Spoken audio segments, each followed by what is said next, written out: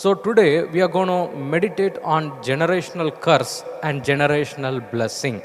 ఈ రెండింటిని గురించి మరి మనం ఈరోజు తెలుసుకోబోతూ ఉన్నాం. సో మనం బైబిల్ గ్రంథంలో మరి మనము జనరేషనల్ బ్లెస్సింగ్ అని మనం చూసిన వెంటనే మరి మనకెవరు గుర్తొస్తారంటే అబ్రహాం గుర్తొస్తారు, ఈసాకు గుర్తొస్తారు, మరి యాకోబు కూడా మరి వారు గుర్తొస్తారు కదండి. కానీ వారి యొక్క జీవితంలో మరి మనం చూసినట్లయితే అన్నీ కూడా అనుకూలంగా వారి జీవితంలో లేదండి. అబ్రహాముని ప్రభు ఏం చేస్తున్నాడంటే మరి వేరుపరచి ఆయన సొంత ఇంటి నుంచి ఆయన బయటికి తీసుకొస్తున్నాడు. కానీ ఆయన జీవితంలో మరి మనం ఒక ప్యాటర్న్ని మనం చూడగలుగుతున్నాం. అంటే ఆయన జనరేషన్లో ఏమైంది అని మనం చూసినట్లయితే మొదట మరి సారా ద్వారా ఆయనకు సంతానము కొరకు ఆయన ఎదురు చూస్తూ ఉన్నాడు అన్నమాట. కానీ ఆయన ఏజ్ పోతూ ఉండగా మరి మనం ఏం చూడగలుగుతున్నాం తెలుసా? 99 years అయిన తర్వాత కూడా ఆయనకు సారా ద్వారా ఆయనకు సంతానం ఆయన కలగలేదన్నమాట. మరి 100 సంవత్సరం ఆయన వచ్చిన తర్వాత మనం ఏం చూస్తున్నామంటే ఆయనకు సంతానం కలిగినట్టు మరి మనం చూస్తూ ఉన్నాము. అంటే ఫస్ట్ ఆయన జీవితంలో 100 సంవత్సరాలు అయిందండి. అంటే ఒక సంతానం ఆయనకు దొరకటానికి 100 సంవత్సరాలు అయిందన్నమాట. మరి దాని తర్వాత ఎవరి జీవితాన్ని మనం చూస్తున్నామంటే ఈసాకు జీవితాన్ని మనం చూస్తున్నాం. మరి ఈసాకు జీవితాన్ని మనం చూసినప్పుడు మనం ఏం చూడగలుగుతున్నామంటే 1 సంవత్సరం 2 సంవత్సరాలు కాదండి. మరి రెబెకాతో ఆయనకు ఒక సంతానం కలగటానికి 20 సంవత్సరాలు అయిందంట. అంటే అబ్రహాముకి 100 సంవత్సరాలు అయింది, ఈసాకుకి 20 సంవత్సరాలు అయింది. రెబెకాతో సంతానం కలగటానికి 20 సంవత్సరాలు ఆయన ఎదురు చూశాడు అనమాట. మరి నెక్స్ట్ ఎవరు వస్తున్నారు? యాకోబు వస్తున్నాడు, ఈసావు కూడా వస్తున్నాడు. కానీ యాకోబుకి 2 భార్యలు కదండి. మరి రెండో భార్య అయిన రాహేలు వారి యొక్క జీవితంలో మరి మనం చూసినట్లయితే ప్రభు ఏం చేస్తున్నాడంటే ఆ ఊముని ప్రభు క్లోజ్ చేసేసాడంట. అంటే సంతానం ఆయనకు వెంటనే కలగలేదన్నమాట. అంటే మొదటి భార్యతో 10 పిల్లలు కన్న తర్వాత ఎవరికి? యాకోబుకి రేచల ద్వారా సంతానం కలిగిందంట. అంటే ఈ ప్యాటర్న్ మనం చూడగలుగుతున్నాం కదా. ఒక్క జనరేషన్తో ఇంకో జనరేషన్, ఇంకో జనరేషన్ నుంచి ఇంకో జనరేషన్. అంటే ప్రభు ఆ ప్యాటర్న్ని మనం చూడగలుగుతున్నాం. ఒక్క జనరేషన్ నుంచి ఇంకో జనరేషన్కి వెళ్ళటం, ఒక్క జనరేషన్ నుంచి ఇంకో జనరేషన్కి వెళ్ళటం. కానీ మనం అబ్రహాం జీవితంలో మనం ఏం చూడగలుగుతున్నాం అంటే ఆయన ఆ కర్స్ని ఆయన ఎలా బ్రేక్ చేశాడో మీకు తెలుసా? ఆయన విశ్వాసముతో దాన్ని బ్రేక్ చేసినట్టు మనం చూస్తూ ఉన్నాం. హల్లెలూయా. అంటే అబ్రహాము దాన్ని ఎలా బ్రేక్ చేశాడంటే నాకు 100 సంవత్సరాలు అయినా పర్వాలేదు కానీ నా ప్రభు దీన్ని చేయగలుగుతాడు అని మనం చూడగలుగుతున్నాం. సో రెండోది మనం ఎవరిని చూడగలుగుతున్నాం అంటే ఈసాకుని మనం చూడగలుగుతున్నాం. ఈసాకు వారి యొక్క జీవితంలో ప్రభు ఏం చేశాడంటే ఆ 20 సంవత్సరాలు వారికి సంతానం లేనప్పుడు మరి ఈసాకు ఏం చేశాడంటే తెలుసా? ప్రార్థించాడంట. అంటే ఆ ప్యాటర్న్ని ఆయన బ్రేక్ చేయటానికి, ఆ జనరేషనల్ ప్యాటర్న్ని ఆయన బ్రేక్ చేయడానికి ఆయన ఏం చేశాడంటే ప్రార్థించినట్టు మరి మనం చూస్తున్నాం. అబ్రహాం ఏం చేశాడు? విశ్వసించాడు. ఈసాకు ఏం చేశాడు? ప్రార్థించాడు. మరి మూడోది మరి మనం రాహేలు వారి యొక్క జీవితంలో మరి మనం చూసినట్లయితే మనం ఏం చూడగలుగుతున్నామంటే ప్రభు ఆమెను గుర్తించుకున్నాడంట. అంటే గాడ్ రిమెంబర్డ్ రేచల్ అని రాయబడి ఉంది ఇంగ్లీష్ బైబిల్లో. అంటే నేనేమని తెలియజేస్తున్నానంటే ఫేవర్. అబ్రహాము విశ్వాసముతో చేశాడు, మరి ఈసాకు ప్రార్థన ద్వారా చేశాడు. అంటే రెబెకా ప్రార్థించలేదంట, ఈసాకు ప్రార్థించాడని దేవుని యొక్క వాక్యం తెలియజేస్తుంది. మరి అలాగే మనం ఏం చూస్తున్నామంటే రాహేలు ప్రభు యొక్క దయ ద్వారా ఆమె దాన్ని బ్రేక్ చేయడం మనం చూస్తూ ఉన్నాం ఆమె జీవితంలో. నేనేం చెప్తున్నానంటే today we can also break our generational pattern. Hallelujah. మన జీవితంలో మన ముత్తాతలు అలా ఉండే, మా నాన్న అలా ఉండే, నేను అలా ఉండే అని చెప్పటం బదులు మనం ఏం చేయొచ్చు తెలుసా? మనం దాన్ని బ్రేక్ చేయొచ్చండి కంప్లీట్గా. హల్లెలూయా. మనం దాన్ని కంప్లీట్గా బ్రేక్ చేయొచ్చు అని చెప్పేసి మరి ప్రభు ఈరోజు మనకు తెలియజేస్తూ ఉన్నాడు. సో నేను ఆలోచిస్తూ ఉన్నాను, కొన్నిసార్లు మన జీవితంలో కూడా కొన్ని వ్యాధులు, అంటే మా తాతకి వ్యాధి ఉండే, మా నాన్నకి వ్యాధి ఉండే, నాకు ఈ వ్యాధి ఉండే, అని చెప్పేసి కొందరు చెప్తూ ఉంటారు. కొందరు వారి యొక్క ప్యాటర్న్ మనం చూడొచ్చు. కుటుంబంలో కొందరికి సమస్య ఉంటుంది. అంటే మా తాతయ్య వారి జీవితంలో అలా ఉండే, మా అమ్మ వారి యొక్క జీవితంలో అలా ఉండే, లేకుంటే మా జీవితంలో అలా ఉండే అని చెప్పేసి కొన్ని ప్యాటర్న్స్ అంతా ఫ్లో అవుతూ ఉంటుందండి. కానీ మనం ఏం చేయొచ్చు తెలుసా? We have to stand up and we have to break it completely in our life.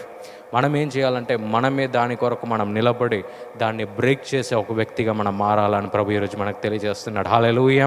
అంటే ఎప్పుడు కూడా మనము ఈ భూలోకంలో మనం ఏం ఆలోచిస్తామంటే సంపాదిస్తాం, ఇల్లు కొంటాం, మంచి చదువు ఇవ్వగలుగుతాం, లేకుంటే అన్నిటిని కూడా మన పిల్లలకు మనం ఇవ్వగలుగుతాం, లేకుంటే మన చుట్టూ ఉన్న వారికి మనం ఇవ్వగలుగుతాం. కానీ కొన్నిసార్లు ఏం పాస్ చేస్తాం తెలుసా? మన తాతయ్య చేసింది, మా ముత్తాత చేసింది, మా తండ్రి చేసింది, అలాగే పాస్ చేస్తాం. కానీ నేనేం అడుగుతున్నా అంటే మనం నిలబడి ప్రభువా నాతో ఇది ముగించబడాలి. హల్లెలూయా.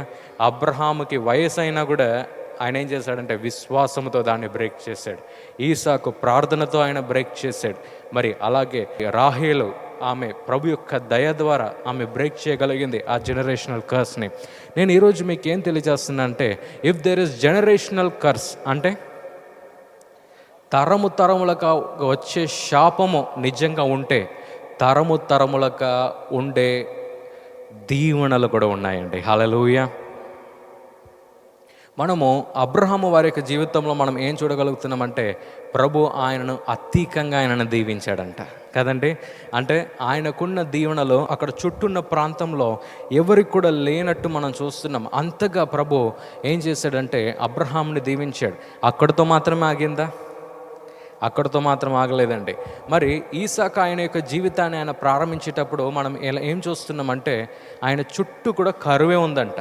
అంటే ఎక్కడ చూసినా కరువే ఉందంట. కానీ ఆయన ఏం చేశాడు తెలుసా? అదే జనరేషనల్ బ్లెస్సింగ్ని ఆయన జీవితంలో కూడా ఆయన తీసుకొచ్చాడు. ఆయన ఎక్కడంతా అడుగు పెట్టాడు అక్కడంతా కూడా సమృద్ధి వారు చూశారంట. రే, ఒక్క స్థలంలో నేను బావులను నేను తవ్వినా, ఎన్నిసార్లు నేను తవ్వినా కూడా నాకు ఫలితం వస్తుంది, నాకు నీళ్ళు వస్తుంది అని చెప్పేసి ఆయన ముందుకెళ్ళినట్టు మనం చూస్తూ ఉన్నాం. దాని తర్వాత మనం ఎవరిని చూస్తున్నామంటే యాకోబుని మనం చూస్తున్నాం. మరి అలాగే ఈసావుని కూడా మనం చూస్తున్నాం. ఇప్పుడు ఈసాకు ఏం చేస్తున్నాడు? ఒకరిని దీవిస్తున్నాడు, ఇంకొకరిని శపిస్తున్నాడు. అందరు వినండి. ఒకరిని ఏం చేస్తున్నాడు? శపిస్తున్నాడు, ఇంకొకరిని దీవిస్తున్నాడు. కానీ చివరికి ఏమైంది? యాకోబు మాత్రం ధనవంతుడు కావాలే, ఈసావు కూడా ధనవంతుడుగానే ఆయన ఉన్నాడు. ఎందుకు తెలుసా? మా తాతయ్యకున్న అదే దీవెనలు నాకు కూడా వస్తాయని ఆయన నమ్మాడు. హల్లెలూయా. అంటే ఈ మాటలు నన్ను ఆపవు, కానీ ప్రభు మమ్మల్ని ఎలా దీవిస్తాడంటే అబ్రహాముని దీవించిన ప్రభు, ఈసాకుని దీవించిన ప్రభు నన్ను కూడా దీవిస్తాడని ఈసావు కూడా నమ్మాడు. హల్లెలూయా. అంటే there is a generational blessing that can flow in our life. కానీ ప్రభు ఈరోజు మనకేమని గుర్తు చేస్తుందంటే we have to turn that in our life. Hallelujah. ఈరోజు మనం దాన్ని మార్చే ఒక విధముగా మనం దాన్ని గుర్తుంచుకోవాలి. దేవుని యొక్క వాక్యం ఏం తెలియజేస్తుందంటే ప్రభు యొక్క కోపము కొన్ని నిమిషాలకు మాత్రమే అంట, కానీ ఆయన యొక్క దయ తరములకు, అంటే తరములకు ప్రభు ఇవ్వటానికి ఆయన ఆశపడుతున్నాడు. హల్లెలూయా. సో ఈరోజు మనం ఏం చేయాలంటే we have to change our life completely through faith, through prayer and through God's kindness కదండి. అంటే ఈరోజు కనుక మనం దాన్ని మార్చగలిగితే మనము మాత్రం కాదండి, మన తర్వాత వచ్చే జనరేషన్, దాని తర్వాత వచ్చే జనరేషన్కి కూడా మరి మనం ఏం చేయగలుగుతాం తెలుసా? అదే దీవెనలు మనం పంచగలుగుతాం. హల్లెలూయా. అదే ఆశీర్వాదాన్ని మనం పంచగలుగుతాం. అందుకే బైబిల్ గ్రంథంలో మనం ఏం చూడగలుగుతామంటే ఎవరందరూ ప్రభు యొక్క ఆజ్ఞలను గైకొన్నారో వారిని మాత్రం ప్రభు హెచ్చించాడంట. అంటే ఉన్నత స్థానానికి ఆయన తీసుకెళ్ళాడంట. మరి ఉన్నత స్థానంలో ఉన్నప్పుడు ఎవరందరూ ఒక చిన్న మార్గం ఇలా తప్పి వారు ఇంకో మార్గానికి వెళ్ళిపోయారో మొత్తానికి వారు కింద పడిపోయారు. అక్కడితో ఆగలే. వారు నెక్స్ట్ జనరేషన్ అసలు అడ్రస్సే లేదు వారు బైబిల్లో.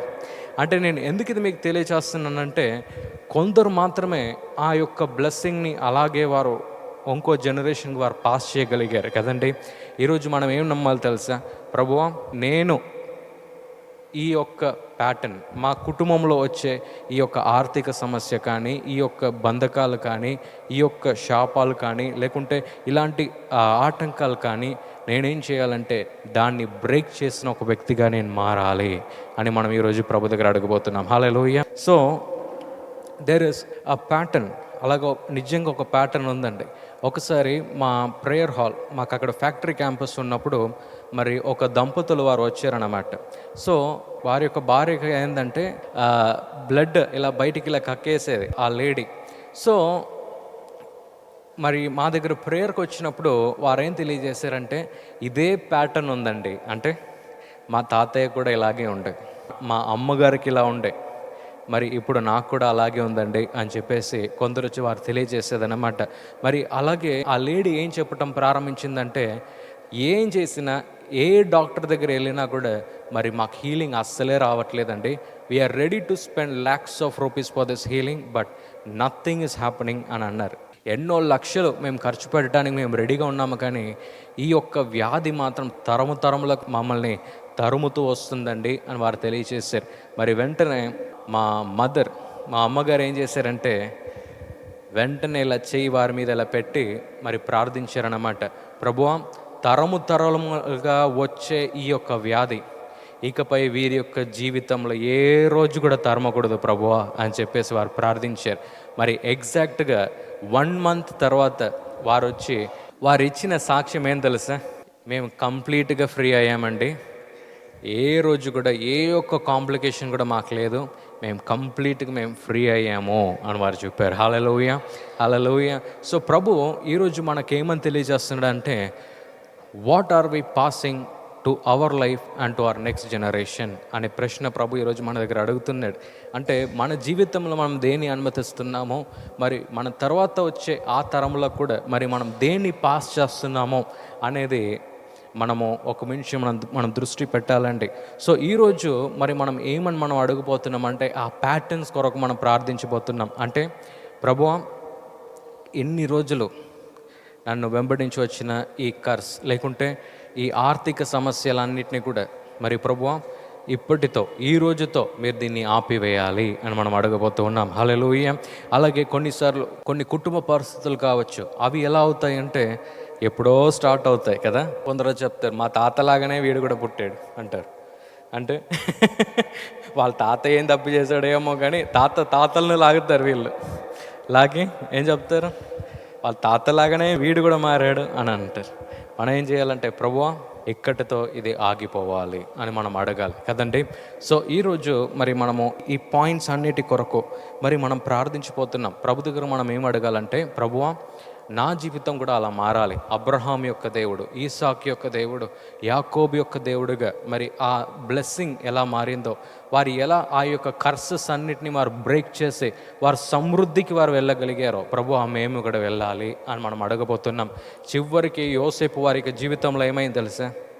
ఆ వాగ్దానాన్ని ఆయన కాపాడగలిగాడు. ప్రభు అబ్రహాం దగ్గర మాట్లాడాడు, ఆ నక్షత్రాలను చూడు, అంతగా నేను విస్తరింప చేస్తానని చెప్పేసి మరి ప్రభు ఆ వాగ్దానాన్ని ఇచ్చాడు. అది ఈసాకుతో నెరవేరలేదు, యాకోబుతో నెరవేరలేదు, కానీ యోసేపుతో చాలా నెరవేరింది. ఎంత నెరవేరిందంటే, ఆ రాజు వారిని ఒక బానిసగా చేసి పడేశాడు. అంటే ఒక లేబర్గా, ఫ్రీ లేబర్గా ఆయన చేసేసాడు ఈజిప్ట్కి. సో ఈరోజు ప్రభు మనకేమని ఆయన తెలియచేస్తున్నాడంటే, మనము కూడా మన కుటుంబంలో వెంబడించి వచ్చే ప్రతి ఒక్క శాపాన్ని, ప్రతి ఒక్క పాపాన్ని, మరి అలాగే ప్రతి ఒక్క వ్యాధిని అన్నిటినీ కూడా మనం కొట్టి మనము జయించగలగాలి. దానికి ఒకే ఒక్క మార్గం ఏం తెలుసా? మనం ప్రభు అయిన యేసుక్రీస్తు వారి యొక్క సిలువను మనం నమ్మినప్పుడు, ప్రభు సిలువలో ఆయన చేసిన కార్యాలను మనం నమ్మినప్పుడు, ప్రభువా, నువ్వు నా కొరకు సిలువలో నువ్వు అన్నిటినీ జయించావు, ఈ వ్యాధిని నువ్వు జయించావు, ఈ యొక్క బంధకాన్ని నువ్వు జయించావు, ఈ యొక్క కర్స్ అంటే ఈ యొక్క శాపాన్ని నువ్వు జయించావు, లేకుంటే ఈ యొక్క ప్యాటర్న్ని, నా కుటుంబాన్ని వెంబడించి వచ్చే ఈ యొక్క ప్రతి ఒక్క బాధను కూడా నువ్వు సిలువలో ఆల్రెడీ జయించావు ప్రభువా అని మనం ఎప్పుడు దాన్ని పూర్తిగా మనం నమ్ముతామో ఏమవుతాం తెలుసా? మనం దాన్ని మన జనరేషన్తో మనం బ్రేక్ చేసిన ఒక వ్యక్తిగా మనం మారుతున్నాం ఈరోజు. హల్లెలూయా. కాదండి, ప్రభు అయిన యేసుక్రీస్తు కూడా సిలువలో ఆయన మీ కొరకు నా కొరకు మాత్రం కాదండి, మీ కొరకు మీ తర్వాత వచ్చే తరముల కొరకు కూడా ఆయన మరణించాడు. హల్లెలూయా. మీ ముందున్న తరాల కొరకు కూడా ఆయన మరణించాడు, మీ తర్వాత రాబోయే తరాల కొరకు కూడా ఆయన మరణించి ఆయన ఏం చేశాడంటే, lord, I'm washing away every curse. ప్రతి ఒక్క శాపాన్ని కూడా కడిగి వేస్తున్నాను, ప్రతి ఒక్క పాపాన్ని కూడా కడిగి వేస్తున్నాను, ప్రతి ఒక్క దాన్ని కూడా కడిగి వేస్తున్నానని చెప్పేసి ప్రభు అయిన యేసుక్రీస్తు సిలువలో అన్నిటినీ కూడా జయించినట్టు మరి మనం చూస్తూ ఉన్నాం. సో ఈరోజు మనం ఏమని నమ్మాలి తెలుసా? ప్రభువా, నేను నమ్ముతున్నాను గనక దీంట్లో నుంచి నాకు పూర్తి విడుదల నాకు ఇవ్వండి అని మనం అడగబోతున్నాం. ఎంతమంది నాతో అడగబోతున్నారు ఈరోజు ప్రభు గొప్ప విడుదలను మన జీవితంలో ఆయన అనుగ్రహించబోతున్నాడండి. ఎందుకు తెలుసా? Today we're gonna focus on one thing. అంటే ఎంతమందికి ఇలా ప్యాటర్న్ మీరు గమనించారు మీ జీవితంలో? అంటే మీ తాతకు వచ్చిన వ్యాధి మీ తండ్రికి రావటం, కొన్నిసార్లు మీకు రావటం, అది ఎవరైనా ఎక్స్పీరియన్స్ చేశారా? సో కొందరికి వ్యాధి మాత్రం కాదు, కొందరికి కుటుంబ పరిస్థితులు అక్కడ ఉంటాయి, కొందరికి వారి యొక్క తండ్రికి వస్తుంది, కొందరికి మనకు ఫాలో అవుతుంది కదా. అలా కొన్ని ప్యాటర్న్స్ మన జీవితంలో మనం చూస్తూ ఉంటాం కదా. మనకు లేకుండా మన బంధువుల్లో ఎవరికో ఒకరికి ఏదో ఒక ప్రాబ్లం ఉంటుంది, అది వేరే వాళ్ళకు కూడా ఉంటుంది కదా. ఆ ప్యాటర్న్స్ అన్నిటిని కూడా ఈరోజు మనం బ్రేక్ చేయబోతున్నాం. Hallelujah. You know what is the best gift that we can give to our next generation? మన నెక్స్ట్ జనరేషన్కి మనం ఏం తెలుసా పెద్ద గిఫ్ట్ మనం ఇవ్వగలుగుతాం? కొంతమంది ఆస్తి అనుకుంటారు. మీరు ఆస్తి ఇస్తే ఆయన నెక్స్ట్ రోజు అమ్మేసి వచ్చేస్తాడు. ఆయన అంటే 100 కోట్లు సంపాదించి ఆయన చేతిలో పెట్టారు అనుకోండి, నెక్స్ట్ రోజే వెళ్ళి అమ్మేస్తాడు. కానీ you know what is the best gift that you can give? Me next తరానికి మీరు ఏమి ఇవ్వచ్చు తెలుసా? మీతో ఆ బంధకాన్ని మీరు తెంపివేయటం. మీతో ప్రభువా, నాతో ఇక్కడితో అది ఆగిపోవాలి, ఈ వ్యాధి ఆగిపోవాలి, ఈ మరణం అయిపోవాలి, ఈ క్యాన్సర్ రోగం ఇలా అయిపోవాలి, లేకుంటే నాతో ఇక్కడతో ఈ ఆర్థిక ఇబ్బందులంతా కూడా నాతో ఆగిపోవాలి, లేకుంటే ఈ జాబ్లో మేము కష్టపడే ఈ యొక్క కష్టంలో నుంచి మరి పూర్తి విడుదల నాకు రావాలి. హల్లెలూయా, హల్లెలూయా. ఈ ప్రోగ్రాం మీకు ఆశీర్వాదకరంగా ఉన్నదని మేము నమ్ముతున్నాం. ఫస్ట్ లైక్ చేయండి, తెలిసిన వారు మీ ఫ్రెండ్స్ అందరికీ మీరు షేర్ చేయండి, తర్వాత సబ్స్క్రైబ్ చేయండి. తప్పగా ప్రభు మిమ్మల్ని దీవిస్తాడు. ఇక రాబో వీడియోను కూడా మీరు చూడండి, దీవించబడండి. ప్రభు మిమ్మల్ని దీవించును గాక. God bless you.